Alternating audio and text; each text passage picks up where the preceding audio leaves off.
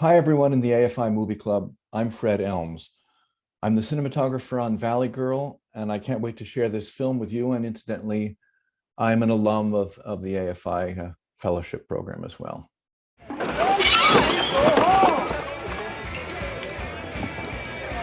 This is what we call living on the edge.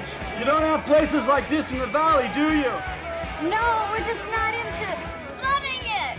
You know, this scene is important to me. It brings up memories of my conversations with Martha Coolidge, the director on the film, and it brings to light the things that we wanted to do with the movie. It's really a romance, you know, it's a Romeo and Juliet story. And in Martha's vision of the film, the boy from Hollywood and the girl from the valley have a chance meeting and get together. And this is his moment to show her his family, his friends. It gave us an opportunity to make Hollywood, his world, be very, very different than her world in the valley.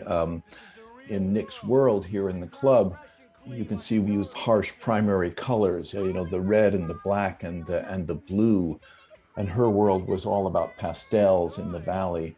And this is one of the ways that we drew the differences between their two backgrounds. That techno rock you guys listen to is gutless. I'm sure. I actually lived in Hollywood at that moment. So, you know, clubs and rock and roll, and that was familiar territory. And boy, the valley is so just filled with these colors that I wasn't familiar with and not at all comfortable with, I must say, all these pastels, particularly all together like that. So that was a little rough getting used to it. But Martha wanted it to be authentic, to feel real so that the audience would gravitate toward it and believe it. And I think that she's done that in drawing these characters out. You guys think you're so different, don't you? We are, we're ourselves. Oh, and we're not? You're like her and all the rest of her friends. You're all fucking programmed.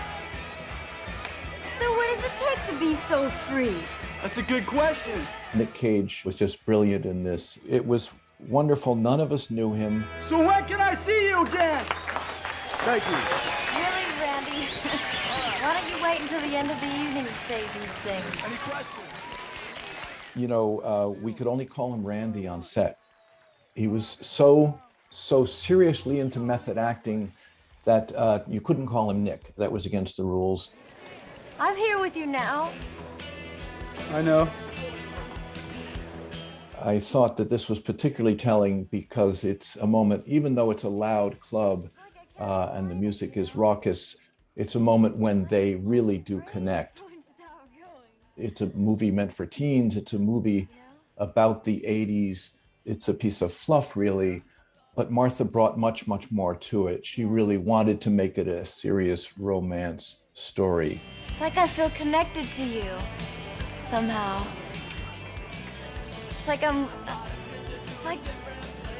like we're linked or something. I don't know. Gosh, I'm starting to sound like my parents.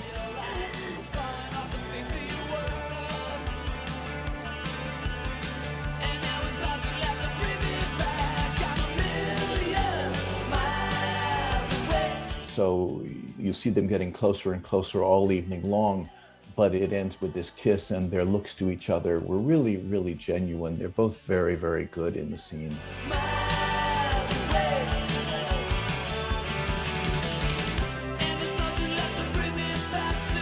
It's a film made on $300,000, you know, in 18 days.